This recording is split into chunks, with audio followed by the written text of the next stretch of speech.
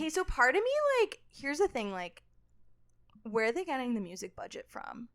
That's what they're spending all of the Prime budget because they also had a Beyonce song. Yeah, for a Jeremiah scene. I was like, who financed this? I don't know. Like, the gods. I'm Kat. I'm Cass. And you're listening to Two Book Bitches. Why were you giggling? I don't know. Did I look at you funny? I don't know. I gave you a little look. I was like a little bit lost on what was happening. You were a little lost in the sauce for Yeah. a second. That's okay. It sounded good. Hi, Pepper. Pepper's going to be joining us for this entire she's very like, she does this thing. I don't know if anyone else's dog does this, but she does this thing where when she's like super excited and like happy and she doesn't know what to do with herself, she like puts a toy in her mouth. Usually it's this like pink bone, and she just like walks around with it. And apparently that's like a real dog behavior because they just like don't know what to do with themselves, and they get like so excited. If you're watching our YouTube channel, you will see a little dog, a little doggy girl. Her name's Pepper. Her name's Pepper. Say hi to Pepper. She loves people. Anyways, how's it going, everyone? How's it going? It's going good. What have we been up to? Not much since last episode. I know, not Still like, trying to figure out YouTube. Yeah. So Like, if you're watching this now, hopefully it's on YouTube. Yeah. No promises. Yeah. Bear with us. Hopefully this video makes it. We're trying to figure it out. We did film the last one, but it just like, I don't know. It was a hot fucking mess. Tech difficulties. We were like, whatever. Let's just leave it and upload the audio because I would rather get something up than like not get something up. Since we had a schedule we were trying to stick to. I know, and we're doing pretty good. I mean, it's only been one episode, but I'm pretty proud of us. So thanks for tuning into our last episode. Honestly, I was really nervous to record it. Yes, I feel like maybe it's going to take us a few episodes to really get back into the swing of things. Yeah, 100%. I don't know. I feel like I was like way stiffer than I used to be. Does that make sense? But I also feel like we were recording ourselves like with a camera. I know. That might affect the way things look. That too. And like low-key, we're recording ourselves with the camera now, and we have like a monitor like in front of us and to you're kind staring of at it. watch. Stop staring at it. And I can't stop staring. Look at me. Look at me. So if you see me like looking, or if you see us looking, like forgive us. We will get used to it eventually. Yes, we will. We'll get try used not to look at it. I know. Anything else interesting happen? Like not really. Oh, we came back from vacation. We did go on vacation. So maybe we look a little tan, maybe not. We were in Italy. It was a good time. It was European hot girl summer. So. European hot girl summer. I mean, it was more like a European like eat girl summer because like I like eat, prayed, loved the shit out of that trip.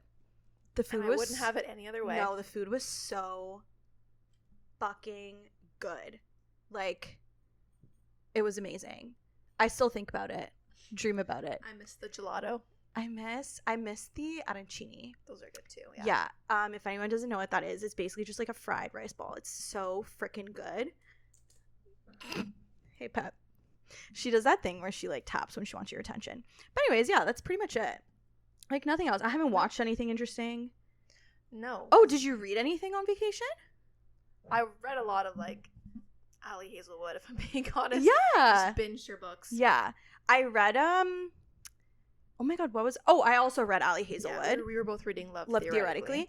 And then I finished Love Theoretically, and I read Alone with You in the Ether by Olivia Blake.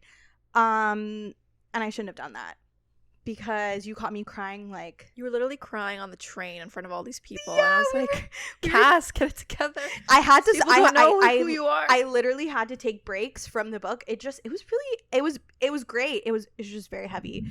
So maybe not like a good like vacay book, not but a like good beach read. But such a good read, like in general. But anyways, that's pretty much it. What are we doing today? Well, today we're talking about all the things that we watched this summer, really. Well, I guess the month of August. Well, no, most of the summer. Yeah, well, one of the shows was Summer. Yes, we're talking about Summer Turned Pretty. Yes, season 2. In July, I think. Yeah. And a little bit about Red, White, and Royal Blue. Which came out pretty recently. August 13th or something. Yeah, like whatever. like mid-August, something like that. Yeah. But I feel like it's been a good year for book adaptations, right? Yes, I think so too. Because like since I guess 2023 started, we got like Shadow and Bone season 2, which was good. They still haven't told anyone if it's been renewed for a 3rd season. I don't know. I really hope so though, because I feel like it finally would be more Six of Crow, which like is focus, which is what I've been want. waiting Yeah, for. Yeah. But we'll see about that. I don't know. They literally haven't confirmed it yet. Yeah. And for the fans of like Heartstopper, we got season 2 also in August. That I did not watch yet, but I will. So good. I will be watching it, I promise. So like literally just like one of those shows that you just smile through the whole thing because they're just adorable. It's just so cute. And obviously we got Summer I Turned Pretty season 2 and Red, White, and Royal Blue. And I think the Summer I Turned Pretty, like we did get an official like. Yes, they've confirmed season 3. We are getting a season 3. Yes. Which in theory should be. I think it's going to be the last one, especially since they're doing a book. They've done so far a book a season. Yeah. Which is obviously like the perfect way to do a book adaptation, in my opinion. 100% correct. Like you have 3 books, you have 3 seasons. There you 100%. Go. Did you hear that rumor that they're turning Harry Potter into like an HBO series? Or is it a rumor or was it confirmed? I thought it was confirmed. I think so. Okay. I think you're right. I don't want it. Being honest, there are some things to me that are just I liked the way they were done, and I don't really need a new version of it. Agreed. Like to me, Harry Potter is Daniel Radcliffe. I don't need another Harry Potter. It's how I also feel if they redid Twilight, which I also heard a rumor about that also, that they were rebooting Twilight. What in the absolute fuck are they rebooting Twilight for? I don't know. Like who needs that? Like no one asked, no one wanted it. I didn't ask. People were content. I'm so content. Like to me, especially going back to the Harry Potter, if you're gonna do another Harry Potter adaptation, like there's so many other stories you could do. Like the Marauders. I like everyone literally has been asking for that, and then now they're like, well, we're gonna reboot Harry Potter. Like thoughts? Do you want this? Literally, when I tell you, I would chop off my arm for a Marauders. And I think HBO's the perfect, like 100%, because you could make it a bit darker. It could literally be like Gossip Girl, but like Harry Potter world. Yeah. Like Wizarding World. But I mean, like, the Marauders is like a dark era. I mean, obviously, like during their school years, whatever, like you could do that. But they're older teenagers. Right. But then, like, once they get out of Hogwarts, like, they go into, like, Order of the Phoenix. Like, they're all fucking dropping dead young. Like, there's like so much content they could do instead of rebooting Harry Potter. 100%. Like, no one wants it. Agreed. I don't know who wants it, honestly. I don't want it. Like, if I want my kids to watch the Harry Potter movies, I'll put the Harry Potter movies on for them. Like, I don't need a new version of it. No, 100%. No. Agreed. I also think it's way too soon. Like, the last Harry Potter only came out like... Yeah, like, they're acting like this came out like 47 years ago. 10 years ago? Yeah. That's... When you say it like that, it sounds like a while ago, but... No, I don't think it's a while ago. I think that... I think it was like 2012 or something. Yeah, I don't think enough time has passed to justify doing a reboot. And it's not like... Okay, barring like the first movie, like the CGI and stuff in them and the effects are pretty good. 100%. Like no one needs a new one to fix the CGI. No. Those movies are so nostalgic. I think they're well acted. It literally has like the fucking British pantheon of like every actor ever. No, literally. So like any big actor in the UK has been in Harry Potter. I don't think they should redo it, but that's just my stupid opinion. So, anyways, back to what we are talking about today. Yes. Okay. Yeah. Spoilers for if you haven't seen the movie / shows or read the books, turn back now or don't, because we're not your moms and can't tell you what to do. Nope. I feel like let's start with Red, White. Yes, because like Royal Blue. We're gonna really dive into Summer I Turned Pretty. About the Summer I Turned Pretty. So we're gonna do a little bit less focus on Red, White, and Royal We're Blue. gonna speed through this. Yes. Okay. Okay, start. Okay, go. It was so good. It was such a good movie. Like, I know that it was fast paced. I feel like that was one of the biggest criticisms. That like, it was fast paced, maybe a little bit too fast paced. Because of that, they kind of cut out certain things. And I think that I would have loved more. I would have watched I would have watched a 3-hour movie if they gave it to me. I would have watched an entire limited series on it. Yeah, like I would have been fine with like a limited series would have been great. I think like a one season. Like Daisy Jones. Oh, that was another thing that we got this year. Oh my god, yes, but stay tuned for Yeah, that. we'll do that another day. Yeah, do that. But see, like, that was a limited series. Like, why couldn't we do that for this movie? Because I just feel like I would have been. Oh, because I loved the cast. They cut out a couple characters because they were trying to, I guess, make it shorter of a movie. They cut out Alex's sister. Yes, like June. She's gone. Yeah, which one of my favorite things about the book personally was the like beautiful relationship of the like ensemble cast. But I guess they really cut out side characters to really kind of cut out side plot. Like they were really just focusing on Alex and Henry. Exactly. Which I mean, fine, I get it.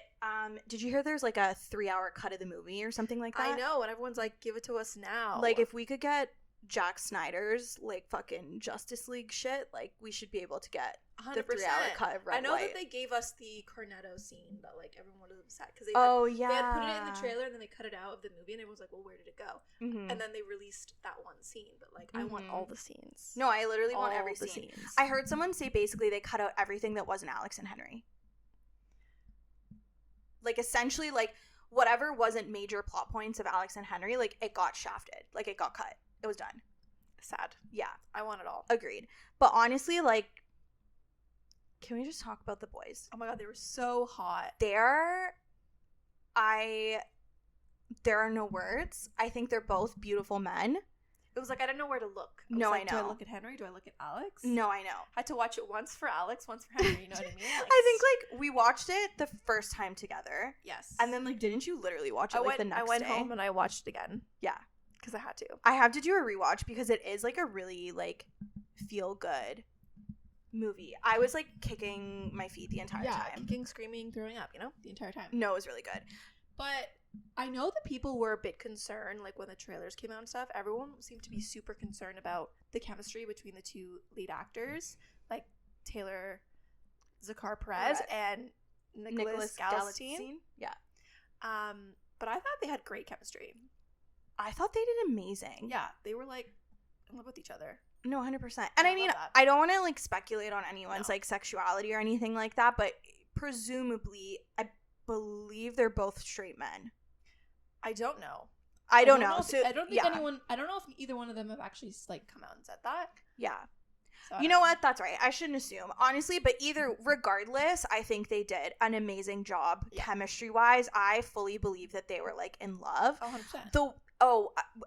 The closet scene where they fell into the closet and he asks like what perfume and he's like, is it Santal?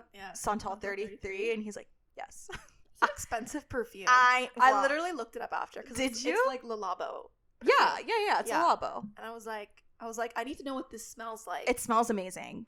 But then I was like, it's really hard to find in stores. It is, but you can, like, if you go to Yorkdale, for example, like, there's like a Le Labo in... Oh, there is it? There's like a little Le Labo thingy. Where? Because did it used to be in Nordstrom? It might have been in Nordstrom. Ooh, Nordstrom closed down. Yeah. Sucks for Canadians. Yeah, because I remember I got my brother a present from I don't think it's there anymore because I was literally searching because I went into Holtz and I was like, I really want to know what this smells like. And they don't do it at Sephora, right? No, I don't think so. It's not there. Right, I don't think. Because like Le Labo's more... It's like diptyque, like that kind of thing. Like it's and like it's a very bougie perfume. Yeah. That would have been nice. Yeah, because I want to know what it smells like. It does smell really good because I think that's their like the scent that like everyone goes for, I believe. Any other big like changes you know what was a really big change for me? I feel like they really brushed past Alex's kind of like journey into realizing he's bisexual. Yeah, I feel like in the book it was more of a like something he didn't really fully know already about himself, because they took away that like childhood friend that he had like he literally up called with, the childhood friend and was like, hey, we used to do this in high school, like what does this mean? And he's like, how do you not know what this means? Yeah, like hello, like we literally like hooked up. Yeah, like, whereas in this it's kind of like he already says, well, I'm kind of low-key into guys. Yeah, like this one it was just kind of very much like he already knew, which is fine, but I think like one of the really nice parts of the book is like seeing his journey into like his sexuality and like realizing he not only likes women but he likes like men as well.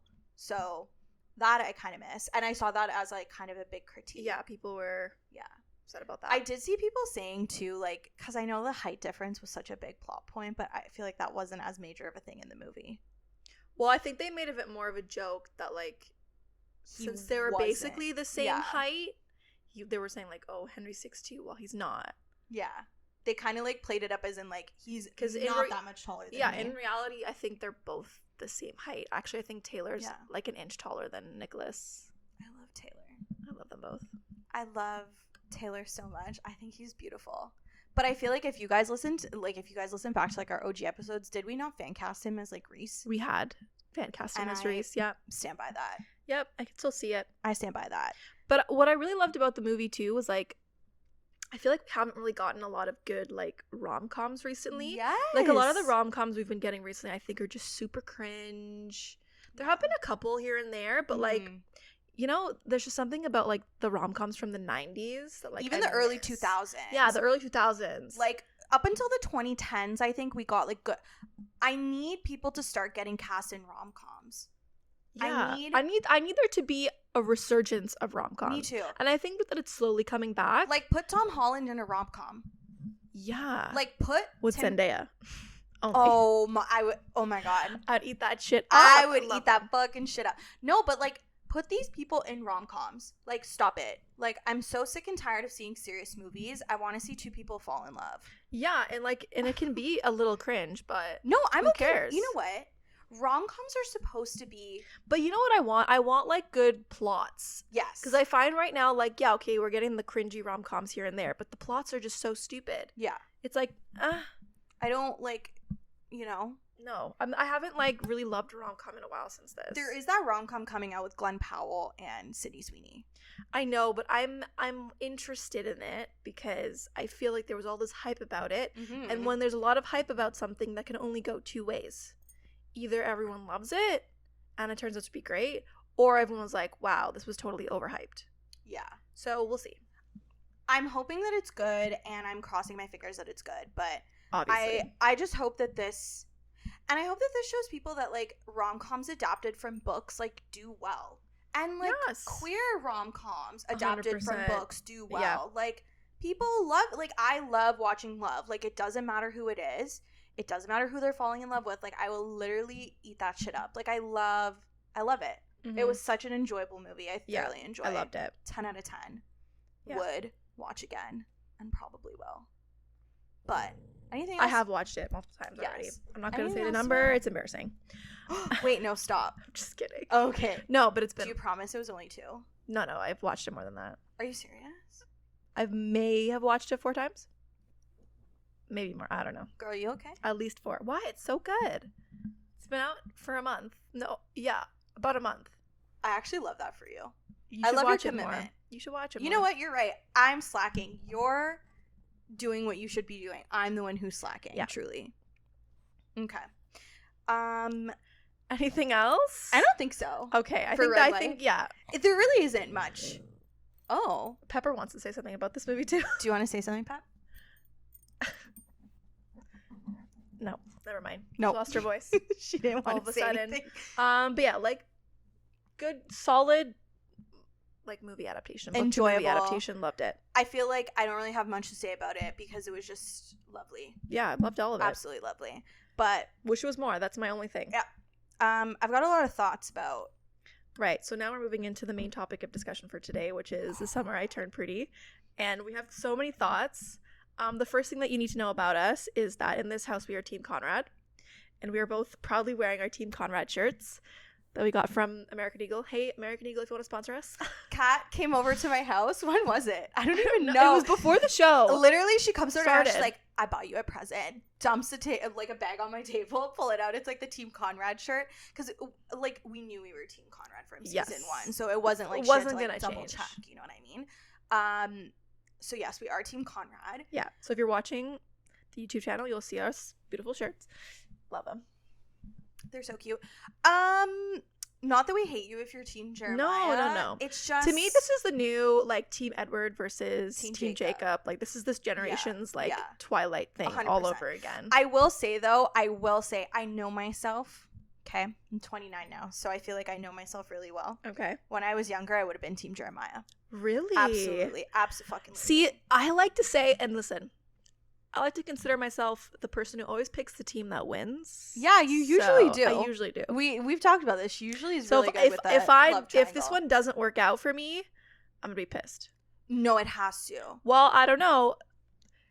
Jenny Han likes to say that she might change the ending. She's not changing that. I literally think people would fucking riot. I would riot. Okay, so also another disclaimer, Kat's read the books. I Yes. have not. However, she has given me a plot summary of the books. Yes. Okay, so I feel like season 1. So Book I 1. had not read the books before watching season 1. Right, you picked it up after. So after watching season 1, literally obsessed became my whole new personality. Mm-hmm. It was really funny. And then I read all the books Yeah. super fast afterwards. Yeah. Because then you needed to know what happened next. Of course. And I actually thought even just from the first book 1 to the season 1, I thought it was a really good like book to TV series adaptation. Yeah. I actually think she kind of almost improved on the book, because even Jenny Han likes to say she was very young when she wrote those those the series, and you can tell when you read them they're very geared towards teenagers. It is very young YA. people. Yes, it's very YA. It completely fits in that trope. Yeah. So she even says that she's said that she's making this show as if she wrote those books in 2023. I feel like it's almost like an elevated adaptation. Yes. It's true to the source material. Yeah, I mean there's slight deviations here and there, but I think that makes the way they've adapted it makes it more relevant and more realistic to today's 100% standards, 100%. if you will. Yeah, so season 1 was a joy to watch. It was I feel much lighter than season 2. 100%. Season 1 was truly in your feels, summer romances, will they, won't they, girl loves boy, girl got pretty, that very stereotypical Totally. summer love shit. Season 2, Devastating. honestly devastating, took a really dark turn. Yeah. Listen, okay, they picked Taylor Swift songs a lot for this show. Yes. The Taylor Swift songs they picked this season, Oh, I feel so sad. was straight to the heart, twist the What did we knife. get? We got Bigger Than the Whole Sky. I can't even think about that. At a very sad moment. We got Exile. Which again, Also tragic. I can't even think of, We got Snow on the Beach. which was so another good. tragic scene. Oh, Invisible String. that was a good scene. Oh. I love that. It just was perfect. We got Sweet Nothing, Oh, and then we got Delicate fuck. for Jeremiah scene. Okay, because you yes, know what? I'm pissed off about this, and I gotta talk about this. Okay. Okay, but here's the thing, there was this whole thing with There was a theory, yes, right? Yes. That Taylor Swift songs were reserved for Conrad moments. right, that's Belly and Conrad. Yes. Mhm. And up until Delicate, that was seemingly Yeah. what was happening. So there was that one scene, and I can't remember what episode it was, but basically They jump in the pool. yeah, It's Belly and Jeremiah. Belly and Jeremiah jump in the pool, and what plays is Delicate. But I mean, to be fair, what an excellent song pick, because the lyrics of that is this ain't for the best, but my reputation's never been worse, so you must love me for me. Because really she's going through it that summer, because I know, but I don't care. Kat, don't own use the book. Taylor Swift. I Taylor know. Swift is a Conrad. She's She's a so Conrad Conrad girly. coded. no, she's literally said apparently No, that she's really? Team Conrad. No. Yes. Okay, so part of me here's the thing, where are they getting the music budget from? That's what they're spending Be- all of the prime budget on. Because they also had a Beyonce song. Yeah, for a Jeremiah scene. I was like, who financed this? I don't know. Like- the gods. I guess so. This is where all their fucking money is going, to the music. But I honestly, what annoyed me about the Delicate scene was I Mm. feel because everyone had made this theory that Conrad scenes and Mhm. Conrad scenes Mhm. only got Taylor Swift songs, Mhm. that they kind of threw this in in the show to kind of yeah, they threw a wrench in it. yeah try to throw people off. I And kinda- I'm not here for it. Oh, I kind of like it. No. Because, okay, in my heart of hearts. Well, you know what annoys me too, because Okay, yeah. Jenny Han says the Delicate's her favorite Taylor Swift song. it is a really good fucking song. Well, why are you using that for Jeremiah then if that's your favorite Taylor Swift song? because I think What are she you has- trying to tell me? I think she has a soft spot for Jeremiah. No, she's also Team Conrad. I know she is, but I think she has a soft spot for Jeremiah. Okay, so like in this season, basically, like quick overview. Basically, what happened? Like the mom is dead. So Susanna has passed away, which is, and everyone is not doing well. No one is doing well. No one is doing well. Not the kids. Not the adults. Not the adults. No one is. Absolutely zero people are doing well. No one is healthy mentally. People should seek therapy. No, literally. This, if anything, this season just goes to show, like, you should go to therapy, like, period, point blank. And then basically the entire season is like dealing with kind of like the aftermath of like all this like grief, because everyone's been kind of like a hot mess. And it's also about Belly like kind of flip flop between Jeremiah Conrad. And you know what, it irritates me a little bit, I gotta say. She gets like, I know we want to be team Belly, we want to support women, we want to support women's rights and wrongs. But I just thought it was too much. It really kind of like grinded my gears how all of a sudden she's crying on the beach saying, I would have been there for you. Oh my God, I wish you told me that you loved me. And then the next day she's like, oh my God, Jeremiah, let's make out. No, but okay. And what about the scene? Maybe not. What about the scene at the party where she's like, I was in love, Steven. What did she say? I was out of my mind in love. What was I supposed to do? Literally screaming, crying, throwing up about Conrad. And then she's like, listen. So you get a lot of flashbacks during the season. Yes. And so you get to see kind of like the dissolution of Conrad and Belly's relationship, because they were together. Mm-hmm. I don't know if it was necessarily like a boyfriend-girlfriend capacity. Like, no, it was. They DTR'd. He was calling her girlfriend. Like, okay. So they were boyfriend-girlfriend, and then you see just kind of like the slow decline of the relationship, obviously mirroring the slow decline of like Susanna's health, and it culminates in them like breaking up at the stupidest. So they break up at prom. And what annoys me is that she was telling everybody that he broke up with her, but she literally broke up. Like, and you know what kills me too is the timeline of things. You literally find out like how close prom was to Susanna like actually dying. Like the funeral and the prom are very close together within a couple weeks. That's fucked. Like, so he was like, he's going through it. He's mourning. So to like break up with him and then a couple weeks later his mom dies, like, I don't know. We gotta remember that these are teenagers, and they don't have the emotional intelligence that they, will have eventually. And that's what I think everyone needs to keep in mind, because like I've seen a lot. Okay, TikTok is so funny. Like I've seen so many like TikToks about like Belly like on her way to ruin like an entire family, like blah blah blah. But at the end of the day, like they're literal children. They don't have frontal lobes. I don't know how I would act if two hot brothers were in love with me. I think I'd be an absolute menace to society. So I can appreciate the fact that she's like being a hot mess right now. I wish growth for her. Don't we all? But honestly, I understand that, and like, we all can appreciate that. I still think it's pretty shitty. Like, no, it is 100%. At the end of the day, we all know, I've said this multiple times on this podcast, that love triangles are my least favorite trope. I know, she hates because them. I hate that someone always gets hurt. Yeah, you can't win. Like, no one wins. Like, I mean, and especially in this situation, how do you win? Because either way, Belly's breaking a brother's heart, and then the other brother's going to feel bad for the other brother, and then... But see, that's the thing. It's a love triangle, and sometimes it's easier to stomach when they're not related. No, 100%. But all of a sudden now we're throwing the fact that they're brothers, so... And they're not these brothers that, like, hate each other, mind you. Like, they have a good relationship. Well, they did. Well. Before, maybe. Maybe not so much now. Yeah. And it's just shitty because... like how you want to be, like, these brothers clearly want to be like supportive for the other one and want to like, they wish the best for them, but also it's kind of like, fuck you, that I'm in love with her, I want her to pick me. What I mean? You know what it reminds me of? It reminds me of that TikTok song. It's like, I wish you well in hell. Like, I feel like that's kind of, well, okay, I do feel like Conrad's being the more mature one out of the two. He had some petty moments, but I was here for it. But like, the whole car scene, because oh my god, I was fucking dying. And then when he picked the right candy, the Swedish fish over sour, or no, she likes Sour Patch Kids. Yeah, that literally shattered my heart. And it's just, but I feel like he's being the more mature one in the sense. I feel like Jeremiah throwed threw a lot of stuff in his face this season. I know his favorite go-to line is like grow up, but to me that's just him deflecting because he has no idea what else to say. Yeah, 100%. Like he's like, I don't really want to say something that I'm gonna regret, so I'm just gonna say, grow up.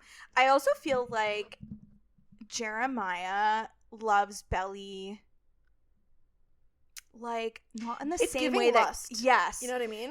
It's giving love, like it's giving you lust. got hot one summer and like we're friends, so now I'm conflating the fact that I love you as a friend and then also trying to like marry that to the idea that like you're hot now. Her attraction to him is also giving lust. I'm like, no, it is. All of us, it's just, to me, it's just like all of a sudden out of the, like he wasn't around, so you really weren't thinking about him, and now he's in your face, and it's giving hot. It's giving he's lust. It's giving guy. Availability. He's hot. He's there. Like, you know, emotionally available for you because he wants to date you. He's in love with you. 100%. And he's hot. Yeah. So you're going to go for it. And 100%. he's giving you all the attention you want. Exactly. So, like, how would you not? You would. Exactly. Like I said, menace to society. But it's just crazy, truly, when you think of her going from the beginning of the season saying, I'm in love with Conrad. To the point where I'm, like literally, like, throwing up over it. Yeah, like... And then all of a sudden, you know, literally a couple weeks later, like maybe max 3 weeks, to kissing Jeremiah on the hood of Conrad's car. Which was hot. I think it was in poor taste. Okay. Hold on. On your brother's car? Okay, hold on. Wearing your brother's sweater? Wearing Conrad's sweater, and you're making out with his brother on Conrad's car. Okay, I'll say this. Let me backtrack a little bit. It was hot because, like, the kiss was hot in a vacuum. Like, if I'm not considering the circumstances, like, when she was like, do you still? And he was like, I still. And then he kissed her, like, low-key, like, that gave me butterflies a little bit. Like, I'm not gonna lie. I don't know. In a vacuum. To me, he was given too much Wattpad. Oh my God. His lines were so crazy. You know, and it's funny because it's like, it's truly a situation where it's like, if you're attracted to someone, them saying that to you will 100%. Be attractive. If Conrad said that, you would have literally swooned. Yeah, where he was like, you don't have to hurt yourself to get my attention. I was like, what? Yeah. Throwing up. Immediate ick. She's like, I just got the ick. Yeah. No, there was that. I said something else that was even more ick. Forgetting now. I don't know. He does give me the ick a little bit. But like I said, in a vacuum, I think the kiss was hot. I think that one line was hot. I don't like the line at the party. Like, I thought that was like really cringy. Yeah, so cringe. But I will say, like, I like literally making your brother's writing an exam. You studied all night for this exam. This poor man is trying to like make it through school, make it through his mother's death, make it through the fact that like low key the girl that he's in love with is like kind of hooking up with his brother or like kind of also in love with his brother. And then he walks out. He walks out of an exam. He walks out of a university exam. And what does he see? His girl in his shirt on his car. I can't support it. Making out with his brother. You know what's even worse too, and I still think about this to this day. Tell me. It's like when before they make out on the hood of the car, she's literally like, you know what?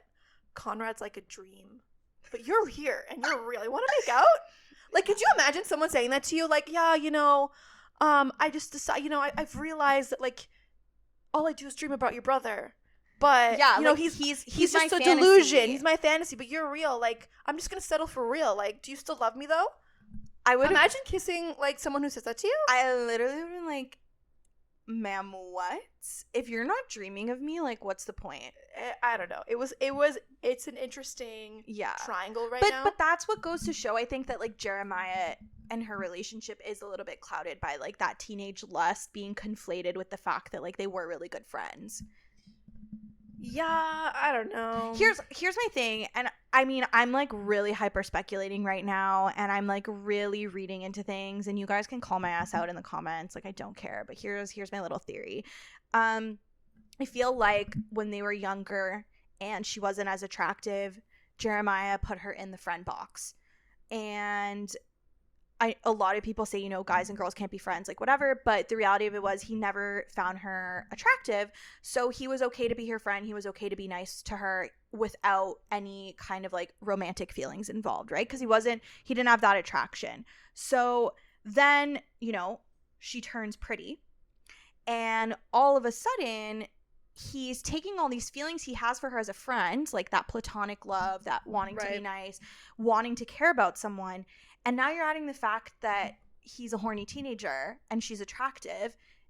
And now he's trying to take her out of that friend box and put her in the box of like, yeah, I'd do her if she like let me. Mm-hmm. And I think like that's where it's difficult because he's taking all these like friend feelings he had for her, this friend love he had for her, and trying to morph it into like romantic love. But really, I think it's just like she got pretty and like he wants to fuck. You know what I mean? So I feel like, I don't know. Well, you know what? Now that we're talking about fucking, yes, actually, please let's talk. So about it. there was obviously a number of changes, correct, from the book to the show, but one of the changes, in my opinion, one of the kind of biggest and kind of most important change in the book is that Belly and Conrad have sex in the beach house. Which does not happen in the book. In the book, they still go to the beach house that day, like at Christmas time or whatever. But it's more like, you know, they just kind of snuggle and like cuddle and wake like up and they sleep over, whatever. But in the show, they actually have sex, and I do like that they added that. I think that was a great change. However, I do think that moving forward, this makes everything way more messy. 100%. Like, what is Jeremiah gonna do? Like, when he figures this out, like when he finds out, right? Because presumably, like, is she gonna have sex with Jeremiah now, and like therefore she's had and sex it hasn't been that long. It's and, only been like because they had sex in the winter, and now it's like summer, just the next summer, so like six months, give or take. Like, is she gonna have sex with Jeremiah now and have had sex with both brothers? Like, to me, that's messy. Well, because like there's only one of two ways this. There's a couple ways it could play out. She could lie and say she's a virgin. True. She could also lie and say she lost her virginity to someone else. Or she could tell him the truth that she lost her virginity to his brother, which I think is like absolutely bonkers to tell someone. But like, absolutely. What's his reaction gonna be though? Is he gonna be like, okay, no problem, let's have sex? Like, I just feel like, I don't know. Like, I feel like that is gonna be an issue for him. I think Jeremiah has a big ego. Right, so I think that's gonna hurt his a big ego blow for him. And so in the third book, that's not really a plot point that they have to consider. So what happens in the book? Who does she lose? So in the book, she's still a virgin at the time of the third book. So she and hasn't by had this time sex she is with Jeremiah. Okay. In the third book, she's with Jeremiah, but she hasn't had sex with him. She says that like she's waiting for the right time, and it just hasn't come about yet. And so I don't know how that is going to change from like in the third season, like how they're going to broach that kind of topic. I'm interested because I'm like, I don't know how we'd react to finding out that, you know, she had sex with his brother. Like, I don't think he's gonna care if she is or isn't a virgin. No, I don't think he would like, care. That's not an issue. But the issue is like, yeah, it's not the actual sex part. It's the who you did it with. It's his brother. It's the fact that that is gonna be an interesting. He perceives his brother as a rival for her. Yes, right? 100%. And like, I don't care what anyone says. She's not over him. Not over Conrad. No, she's like convincing herself to be over him. Yeah, being honest. She's deluding herself into thinking she's not in love with this man, and like, we've all done it. Like, you're like, no, I don't even like him. Yeah, you do. You do. When you're in high school, you do. And I don't even understand because he literally tells her that he still has feelings for her. At the hotel, like the motel. Yeah. And she still chooses Jeremiah. So, like, I don't know what more she really wanted for him at that point. And you know what, too? Like, a lot of people complain about how Conrad, like, treats her in the books and in the show. And, like, I don't really think... How does he treat her? I don't really think it's that bad. Am I just, like, being... Hold on one second. Pepper, come here, girlfriend. Oh, sorry, Pepper was barking at who knows what. Barking. Yeah, but, like, I don't know, like, unless I'm missing something, I really don't think it's that bad. Maybe I'm just also being, like, delulu, and I just, like, don't know, like, I'm just, like, do like, I love Conrad so much. Like, I get that he's emotionally immature, and he's not emotionally available at this moment, but also his mother just died. And like, all I don't know. Literal children who are so emotionally immature. So, hi. I'm sorry, Pepper. But no, literally, I just don't get it. I don't understand. I mean, like, what he does that's so bad, in my opinion. Like, other than just being a teenager who's literally going through a bad time, and yes, needs therapy. Yeah, but like if you're of the camp where like you think that what Conrad has done to Belly, or like how he treats Belly is like bad, like what am I missing? Like, I want to know. Yeah, no, again, truly. other than like what Kat said, where like obviously like he's going through it and like he's being like shitty sometimes. Like, and, he's whatever. not being very, like, he's not a very good communicator. He never has been.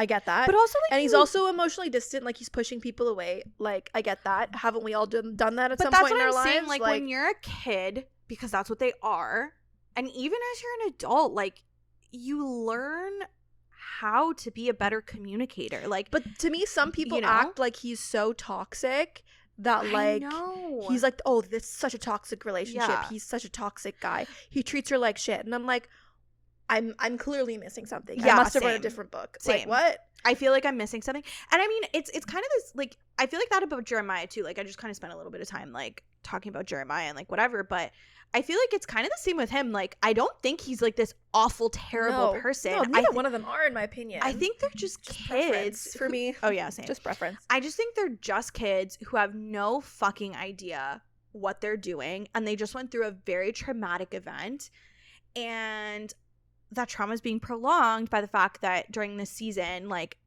they're literally trying to sell the house, or like the aunt Susanna's sister, which is another difference from the book. So in the book, it's the dad who puts the house on sale, whereas in the show they add this new character, Julia, who's Susanna's sister, right, and their cousin Sky. Yeah, and Julia, the sister, is putting the house up for sale.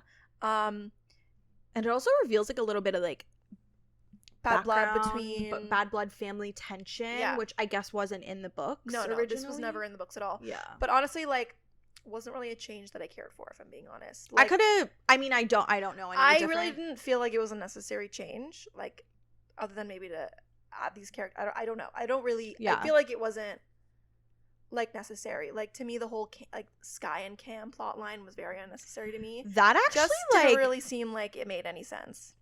And kind of just came out of nowhere, if I'm being honest.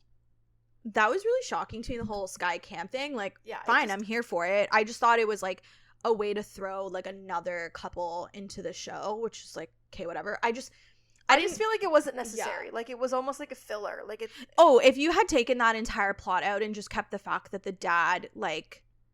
So, wait, hold on. So, the dad's trying to sell the house in the book. Does he just, like, change his mind?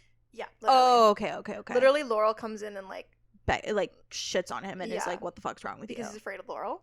I mean, as we all should be. So he literally like changes his mind. Okay. Whereas in this one, they kind of make it seem like they can't afford both houses. Right. So they sell the Boston house to keep the beach house. Mm-hmm. Whereas in the book, they keep both houses.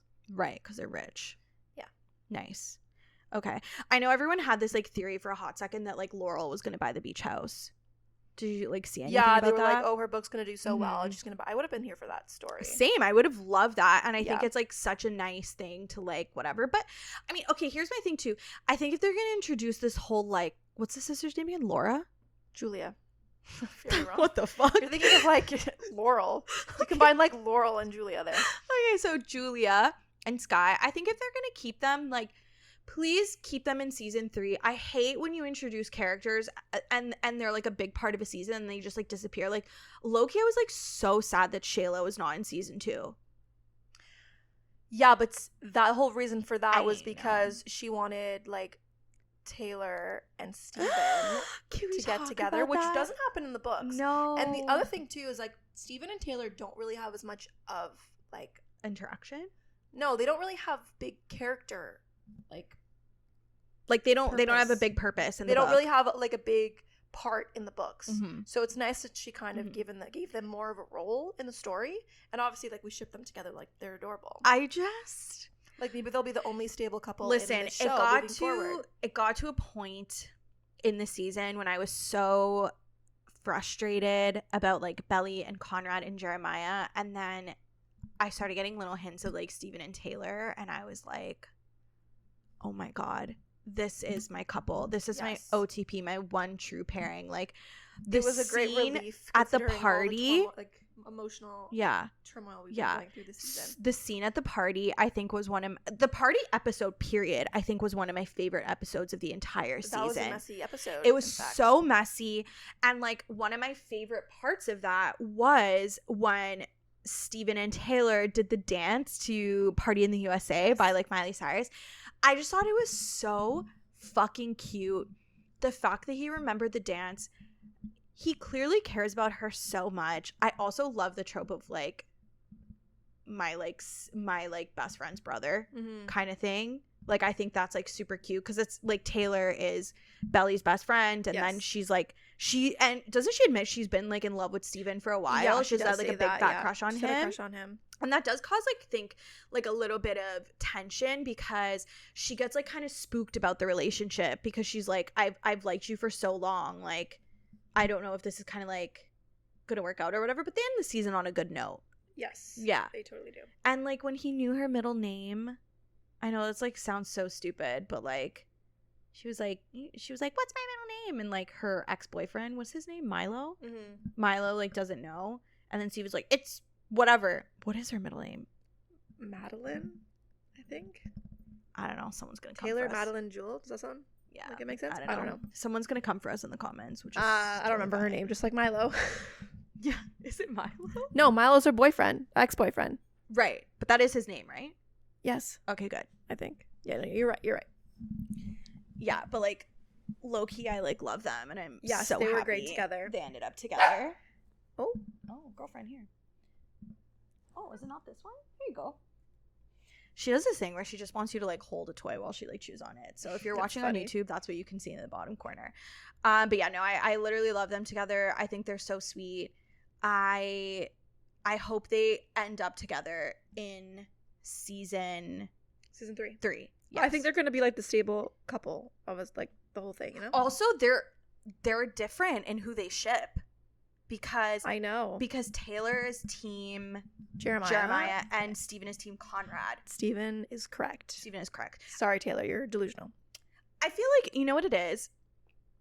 I feel like sometimes you just want your friend to have a good, fun time. No, but she's always been team Jeremiah. I know, because I think she's kind of like, she knows that Belly has a crush on Conrad, right? I would imagine. It's more than a crush. Right, sorry. I was in love, Steven, out of my mind. Exactly. But I feel like she kind of knows that Belly has had this like long-standing crush, and she's kind of like, not like get over it, but like, he doesn't like you, like he's not gonna give you the time of day, like you have this guy who's like attractive and he's your friend and he loves you and he cares about you, blah blah blah, like why can't you give him a chance? Which like I get the sentiment of like her wanting her friend to just like have a good time and like, you know, be like a fun loving teenager, if that makes sense. Yeah. So I can appreciate her being team Jeremiah. I mean, I'm not. No. And I think Steven's right. And I really do hope that Jenny Han does not change anything about the ending of the series. Well, I mean, so in the book, they're not really a thing, so that would be a change. What? Taylor and Steven being together. No. Oh, yeah. No, I mean, sorry. You just want them to end up together. I just want them to end up together, and I want Conrad and Belly to end up together. Like, I hope she doesn't do, like, a major... I hope not. I mean, for the most part, like, the big plot points she has stuck to the books. She's stuck with. Thus far. So, I mean, we could talk about book 3. I was going to say, because, again, I haven't read the books, but you told me that, like, book 3 is kind of unhinged. Yeah, so like, give us a little... I'll give you a quick, like, plot summary. Give me a summary. I wrote it down here for everyone. Okay, great. Okay, and it is unhinged. I remember reading and being like, did I buy the wrong book? Is this fanfic? I was like, wait a second. Let me check the cover of this. Yeah, so basically it's been 2 years since the previous book. Right. And Belly and Jeremiah have been dating the whole time. And they attend the same university, Finch University. Ick.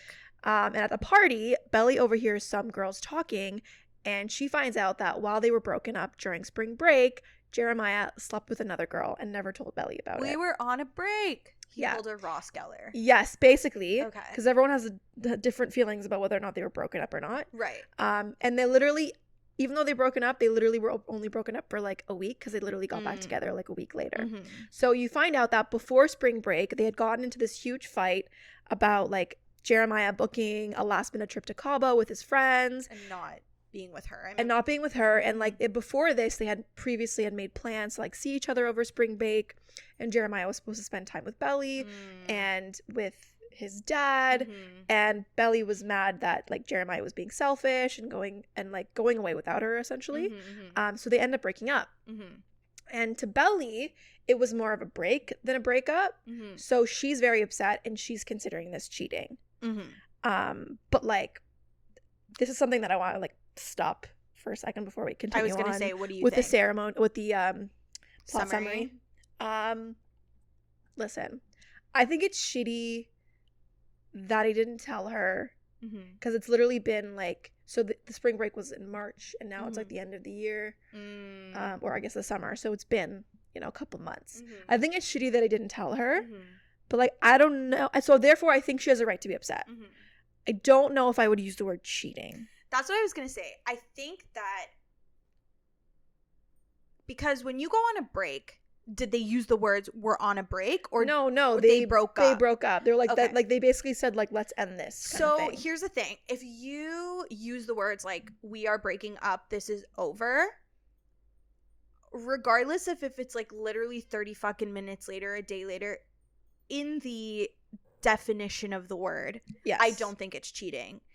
It's kind of like, you know, the whole like letter of the law versus like spirit of the law. I mean, like letter of the law, it's not cheating. Spirit of the law, like, okay, fine, maybe you can like, make I an mean, argument. if we think about it, yeah, they were broken up for only a week, so like it's shitty. He slept with someone super quickly after breaking up, so like I get reason to be upset. She 1000% has a right to be upset for multiple 100%. reasons. Like, how could you sleep with someone a week after we like whatever, not even less than like a couple days after we stopped seeing each other? Why didn't you tell me? Like, she has reason to be upset. She can be upset without calling it cheating, though. I don't think that it has to be the textbook definition of cheating to be pissed off about it. I think she has the right to be upset. I just don't think I would call it cheating. Me I know neither. Everyone has a debate about this. Everyone has different opinions. That is also my opinion. If you use the words "we are breaking up," technically it's not cheating. Yeah. You can be upset though. That's totally fine. So anyways, here is where the unhinged part comes in. Okay. So after she finds out, she's very upset. She's like yelling at him. She's like basically like, how can I ever trust you again? Like, this is it. You've ruined it for us. So Jeremiah starts freaking out at the possibility of losing her. So he proposes to her. And she accepts. And they decide to get married literally that summer at the beach house. And I was like, wait a second. Wait a minute. Let's all remember that Belly is 19 right now. I literally have no words because like, this is very unhinged. Like, there are so many other things you could have done to save the relationship. Grovel, like, beg, work on it, like, go to therapy, I'll do whatever it takes, buy her a dog, buy her your a trust cat. again. No, let's get married right now. That's actually fucked and just shows you they have no frontal lobes. But you know what? I want to insert a caveat here. Okay. If this was Conrad proposing to her at 19, I would have been here for it. I know. See, and that just goes to show, like, truly, like, when you like someone, it doesn't matter. Exactly. Like, when you like someone, it doesn't everything. matter. You will, like, your faves are unproblematic kind of thing. Because, like, let's be real. Like, in Twilight, I had no problems with them getting married at 18. Like, not at all. I was like, no. This is like, you were like the epitome of romance. This is so romantic. I love like, this. I can't believe I'm not married at 19. Like, how dare I? Like, who's not? Why aren't I getting proposed to? Can we just talk about, like, when you're 19, okay, how delusional are you at 19? So clearly very delusional. So delusional.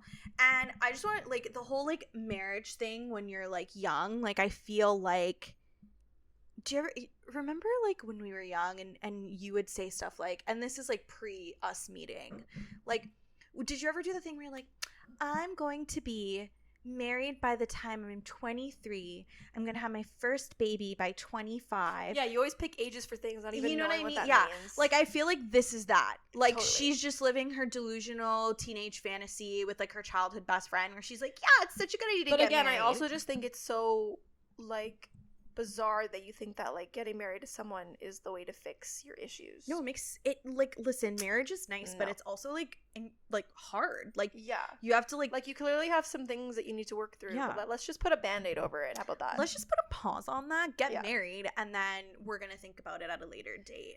So back to the plot. Yes. There's more. Oh yeah, it just keeps going downhill.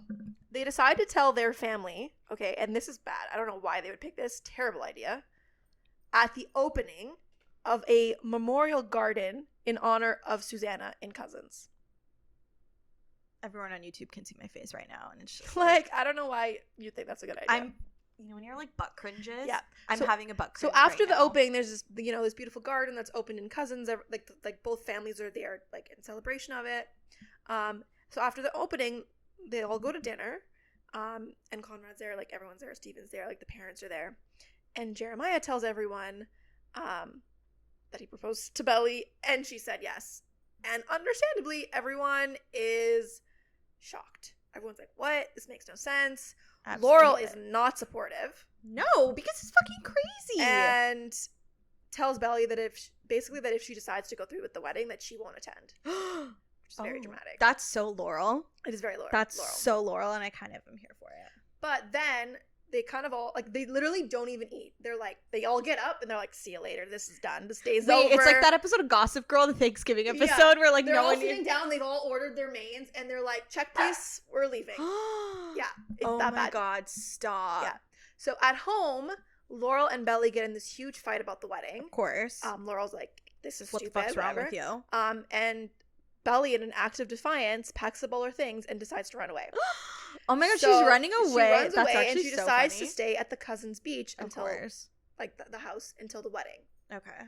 But Conrad is also staying at the beach house. Ah! And he has no intentions of leaving. Of course not, because he's like, "Fuck you, this is my house." So what ends up happening is her and Conrad are spending all this time together because Jeremiah is spending all the time leading up to the wedding interning at his dad's work in Boston in order to save up some money. So this whole book is basically Belly and Conrad. I love that. That's totally fine with me. So, yeah, like I said, Belly ends up spending all this time with Conrad, Mm-hmm. which starts to bring up old feelings, Mm-hmm. which clearly have not been gone. Like, she thought these feelings were gone for good, but nope. Mm-hmm. And what ends up being kind of weird is she basically plans the wedding, like the whole wedding, with Conrad's help instead of Jeremiah, because Jeremiah's busy working.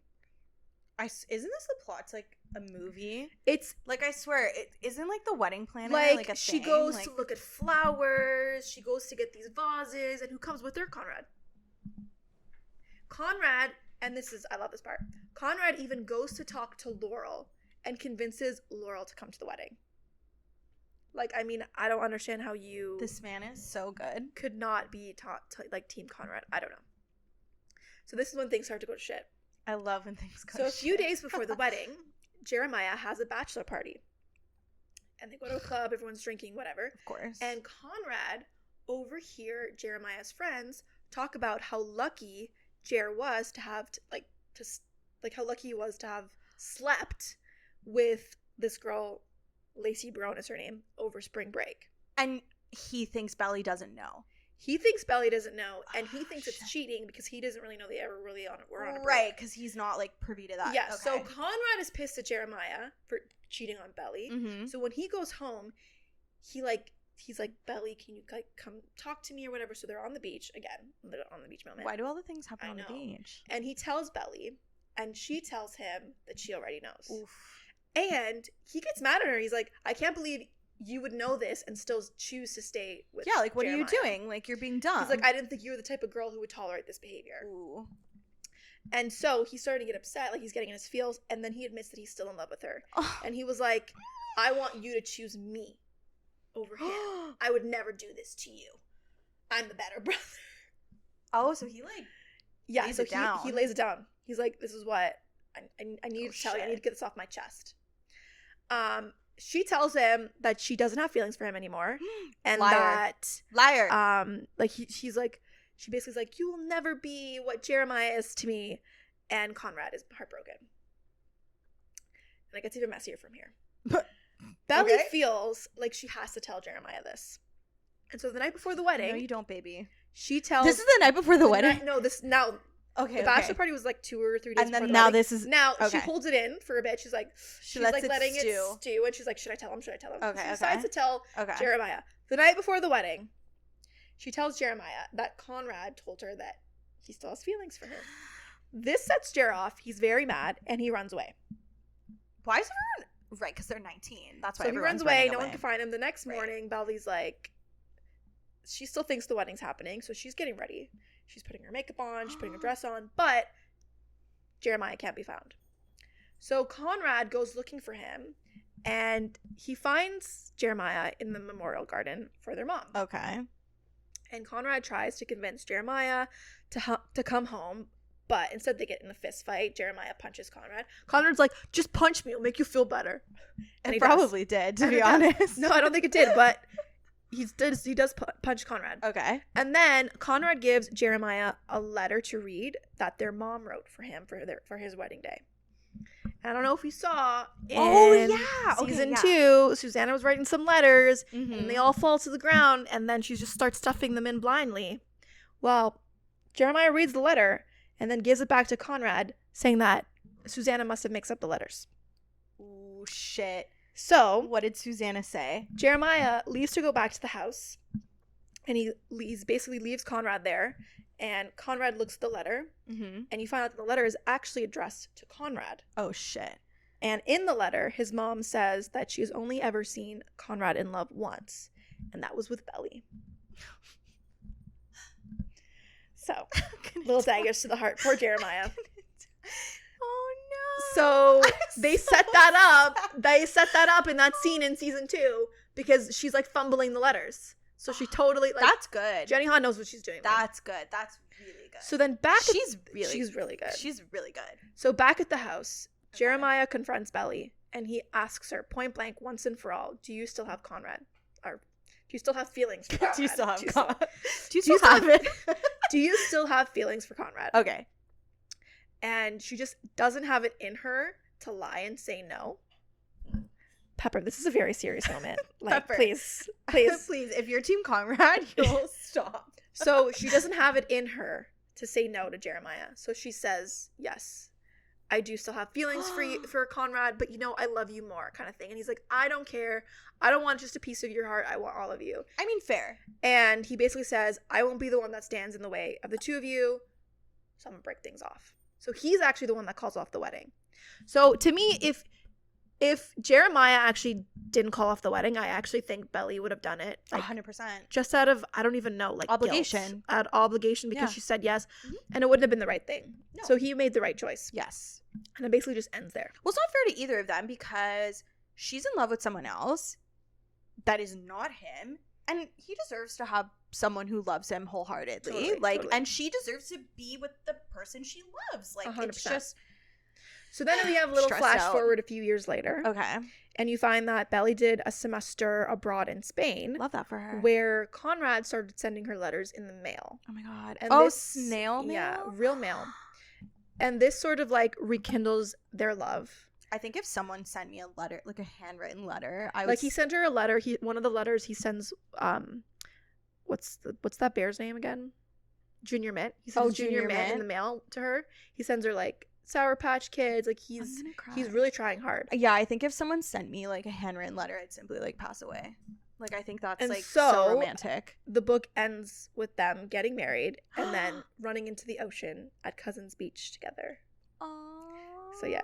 Okay, so that's the plot. Obviously, the original story is, Team Conrad. Still Team Conrad. Even reading this book, I'm still Team Conrad. Here's my thing for season 3. How are they going to do this? I mean, are they still gonna stick with that? I feel like because she's trying to make it more relevant and realistic and as if she wrote it today, blah blah blah, how does she stick with that marriage plot? Because let's be honest, that's really unhinged. I think that if that happened in the show, I'd be like, what the fuck's going on? But to be fair, if she doesn't do that, that would literally be changing the entire book. I know.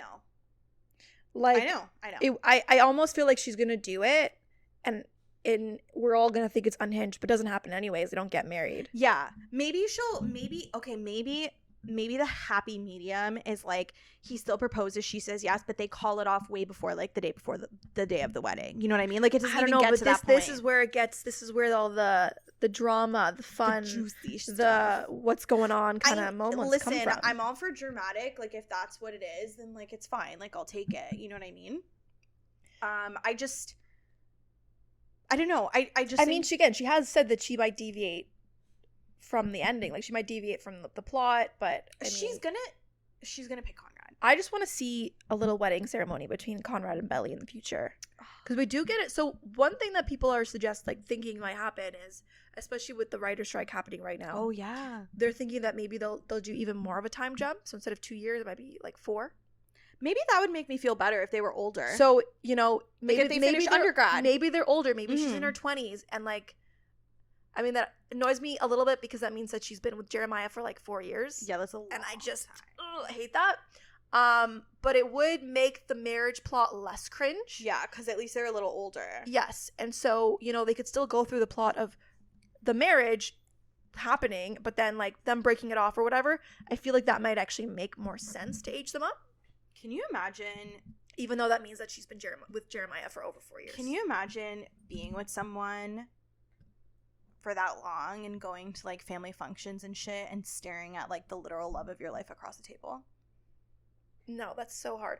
And you know what, too? Like, another thing of a reason why I love Conrad is because he's always, like, defending Jeremiah. He's like, oh, yeah, Jeremiah's the right choice. Like, Jeremiah's gonna treat her, like, amazingly. Jeremiah, like... Yes, you know what? Go after her, Jeremiah. It's okay. I'll just cry in a corner. But, like, totally I'll just cry in a corner while Exile plays in the background. Yeah, totally. Whereas when Jeremiah finds out about Conrad, he's like, fuck you. He's like, fuck Conrad. He's gonna break your heart and I'm gonna love watching it. Yeah, it's gonna be fucking great. He's like, I'm gonna say I told you so. Like, like, he's just so harsh about his brother. Meanwhile, Conrad's like, let me just go listen to the entire Taylor Swift. Yeah, he's like, I don't even when they have that fight, he's like, you're not even somebody I wanna know. Yeah, he was so like, fucking can we just simmer down? Like, your brother's going through a moment.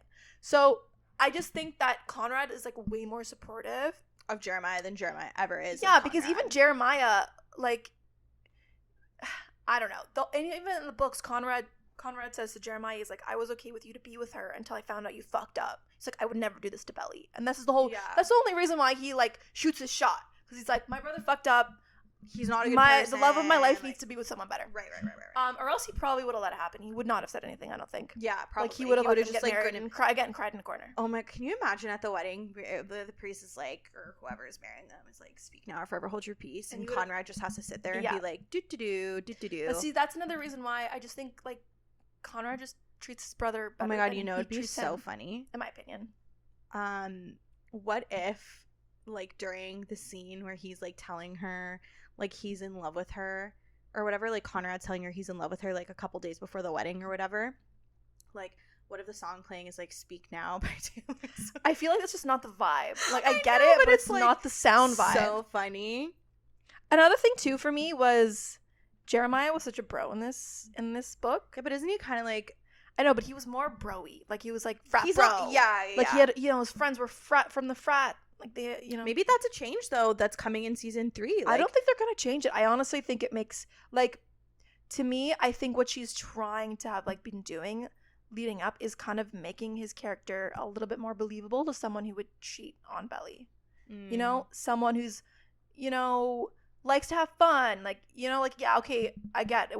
Everyone says, like, oh, even Conrad says, like, Jeremiah doesn't take anything seriously. Mm-hmm. And then, like, he was very serious in the second season. Mm-hmm. Maybe, he doesn't take things seriously. Yeah, maybe not enough. Yeah, maybe he gets into university and he turns into, like, a fucking, like, frat bro. Which is the vibe I got in the book, honestly. Yeah, so, and maybe that'll happen in the show, too, like...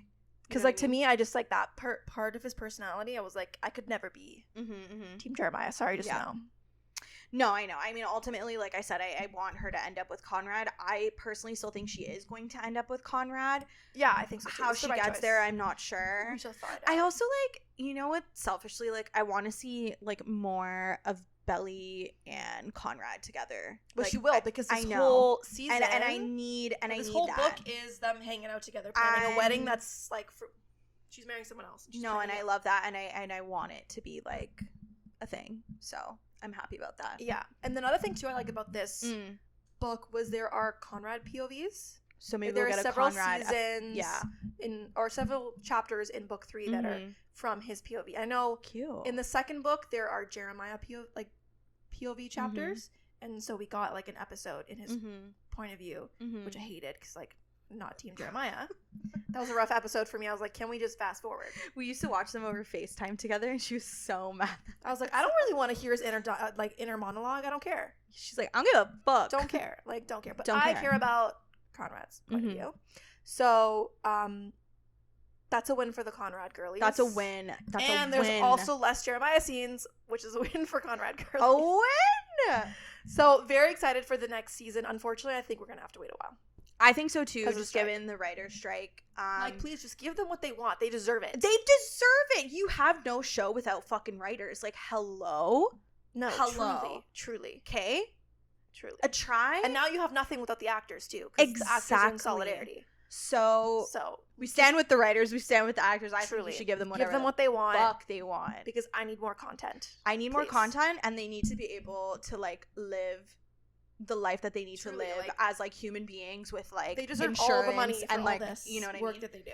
Have you seen all those actors being like, oh, these are my residual checks, and it's like 3 cents? It's crazy. I'm like, how the fuck? Wild. I don't know. Do we have any Taylor Swift songs? Yes, that we because we this know was the final thing I wanted to talk about. Because we know there's gonna be more Taylor Swift in season 3, which I'm like not complaining about. Yes, and again, I would just like to reiterate, I will only suggest songs that I think should be for Bonrad moments. Yeah. Because I only support T Swift songs for Bonrad moments. So give them to me. I will not even suggest songs for Jelly moments because I'm not here for it. She's not a jellyfish. So there's a couple like flashback scenes that I hope that they include. Okay. In the show. So one of them is when it's obviously a Bonrad scene when she's dating Jeremiah.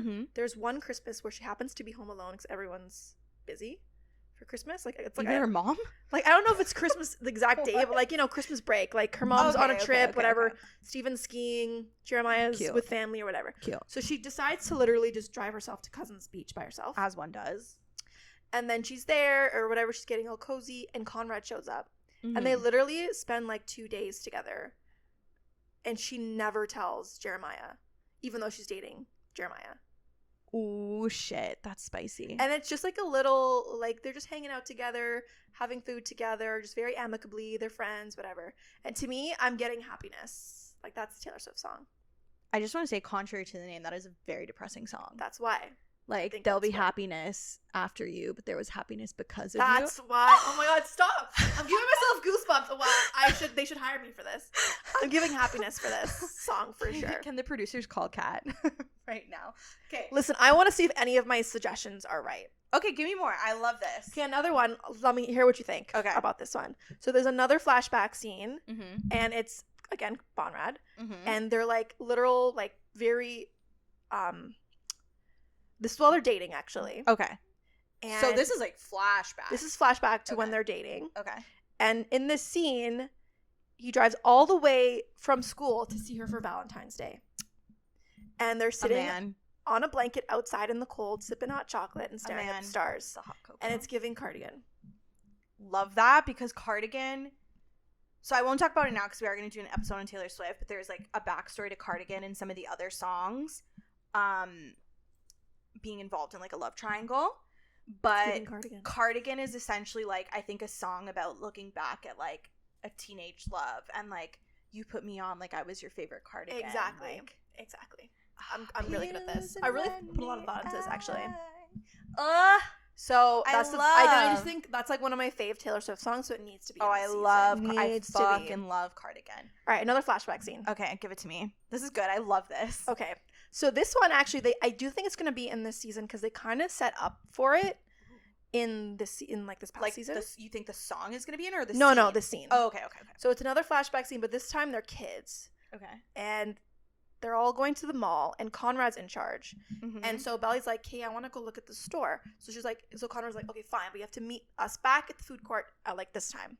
Okay. So she goes to the store, and it's like a glass-blowing shop, and she spends all her time staring at these glass unicorns, and she's obsessed with them, and she loses track of time, and then she realizes what time it is, and she like runs to the food court, and Conrad's not there because he's like looking for her. Oh my God. And then he ends up finding her, and he gets so mad at her. he's like you weren't supposed to run off, we were supposed to meet or whatever. And even though he's mad at her, later on for her birthday, he buys her one of the glass unicorns. Like, that's so cute. And the reason why I think this is going to be in the season was when Conrad goes back to the beach house in the show. He puts out Junior Mint. He puts out, he's like rearranging Bally's room because he's putting all the furniture back. All the stuff got and one of the things he takes out is a glass unicorn. You're so good. I know, right? Okay, and this is giving Right Where You Left Me.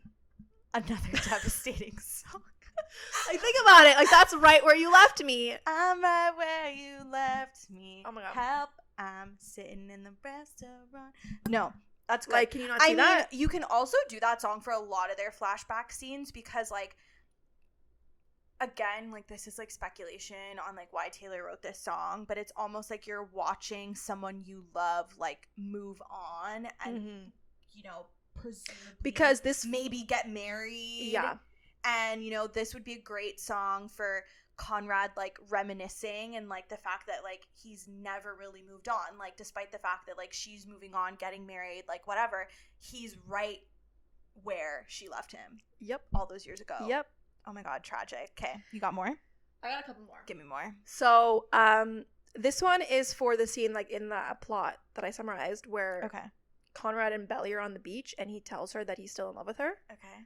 And she's like, I don't love you anymore or whatever. Like, I picked Jeremiah. To me, that's giving, you're losing me. I'm gonna cry. Right? Doesn't it? Like, think about it. Like, and I wanted to pick a slow song because it needs to be, like, in the feels. Stop. You're losing me. Which is not on streaming services, like, by the way. I have it illegally downloaded. Taylor, don't come for me. What are you talking about? Is it not? You're losing me? No. Yeah, it's on Spotify. What? It's on Spotify. I listened to it on Spotify. Oh my God, amazing. Happy for you. Maybe I'm stupid. No, people illegally upload it to Spotify as, like, a podcast. No, it's on, like, the Till Dawn version or whatever of Midnight's. Like, I'm there's stupid. You know, there's a 3 a.m. version. Then there's, like, and then there's the Till Dawn. I think it's on the Till Dawn one. Oh, I love that. I swear. I love that song. It devastated me in a way that, and I wouldn't marry me either. A pathologic. That's a good one. That's gonna make me cry. Anyways, go on. So for me, that's what I'm thinking for this. Love that. Like, it's like kind of starting when their argument kind of ends. You know, as they walk away from each other, you're stop losing me. That's what I'm thinking. Stop. Say something. Anyway, so that's all of the ones I have. But I will say the only other one that I would like to see is I just think that, like, when they get, like, the marriage scene, like, when they're running into the ocean, I think This Love should play just as a nostalgia. Yes. Like, they first got together to that song. It seems fitting to end their love story with that song. Absolutely. I think that's a beautiful, like, bookend to their relationship. Like, season 1 ends with This Love, season 3 ends with This Love. And it's, like, the way they started their relationship is, like, the song that they're ending to. And This Love is such, like, a beautiful song. It's literally the epitome of, like, falling in love for the first time. And just, I love that so much. Are there any other Taylor Swift songs that you can think of? I don't know. I'm just really sad about your recommendation. But aren't they perfect? No, I think they're really good. I love these. I spent a lot of time thinking about these. I was going to say, Kat did a lot of, like, work for this episode. She's, like, very passionate about The Summer I Turned Pretty. I really, really am. So, like, those are some good recs, and I love that. I really do love this show. I know. I need the new season I know ASAP. I'm, like, you know, like, a full adult. This show feels so nostalgic. Not that I, like, ever experienced, like, falling in love at a beach house, but wouldn't that be great? There's something. Wouldn't that be great? Oh my God, yeah. But there's just something so beautiful about, like, watching people fall in love or, like, falling in love yourself. Like, it's just such a wonderful experience, and it's so messy and, like, complicated and, like, so many emotions, and, like, I just love it. I'm literally gonna make myself cry. I, like, love watching the show. It's really good. Stay tuned for, you know, whenever the next season comes out. We'll do another one of these episodes. 100%. We'll have to do, like, a watch party or something, because, like, I can't do. I'm, like, and so I need excited to see if any of my Taylor Swift songs make it in. No, I hope they do. Someone, listen, producers, call us. I mean, if you guys think of any other Taylor Swift songs that you would like to see, like, literally tell us. I would love to know. Oh my God. Okay, you know what? After this episode is posted, I'll do, like, a little Instagram thing. And like, I want to hear. Yeah, I want to know like, too. what question, I want to know if you guys agree with me. Like, are those good songs for those moments, or like, have you thought of other songs for those moments? That. Okay, we're 100% gonna do that. But that's kind of it for like the summer. I turned pretty / like our very brief foray into like red, white, and royal blue. Yeah. Anything else to say about it? No, I've like gone through all my thoughts. Yeah. I mean, I probably could talk for ages. Yeah. But like, I had to limit myself. You know what I mean? Yeah. No, because I could keep going. Really. Thoroughly enjoy it. Everyone did an amazing job on the show. I think they're doing a great job acting, the writing. Jenny Hahn. Everyone's very hot. Yes. Which we love. Yes. Here for that. And I love when you can tell that an author cares about their work. Yes. I feel like Jenny Hahn cares about the integrity of her work. And listen, I love Jenny Hahn. I've loved everything she's done. I love To All the Boys. I've loved before. Like, I loved that series. She writes. I loved the shows for the the movies. Yeah. She writes first loves so well. So, Jenny Hahn, if you're listening, I love you. Love you. Love you, girl. Please come on this podcast. Oh my God, please. And then tell us what's going to happen in season 3. I love her. It's magical. And all the actors and actresses and everyone who's like a part of the show, I think they did such a phenomenal job. Like, I absolutely love it. So, great job, guys. I'm an absolute mess when I watch it. Thank you so much. And I probably will be for the last season. 100%. Totally. So what are we doing next week? Next week, we're back with The House of Sky and Breath. Yes. I always forget the titles. I know. I always have to convince myself. I'm like, am I saying this right? I don't even know. What? And for the read-along, we're doing chapters 9 to 17. Correct. So we'll be back with our chapter summaries. Otherwise, thanks for listening, guys. We love you. All the information about like our socials and everything is in like the description of the episode. Hopefully this works on YouTube. I'm like crossing my fingers. I really hope that you guys are listening and watching YouTube. Along I like love watching podcasts on YouTube, so I'm like really excited for this, and I hope you guys like it. And I hope we have so many emotions that can only really be seen live. Yeah, you know what? It's funny because every time we used to record episodes, I'm like, if only they could like see like our faces sometimes, because I feel like we don't hide like how we're feeling very well. So this will probably. No, I have the worst poker face. Oh my God, yeah, she's so bad. Like we'll be somewhere and I'll look at her and I'm like, oh my God, she hates what's going on right now. So obvious. So hopefully this was really fun to watch, but we loved recording it. Consider reviewing, subscribing, message us. We love talking to you guys, and it's been really fun getting back into it. So yeah, that's it. Yeah. So thanks for listening to Two Book Bitches. Bye.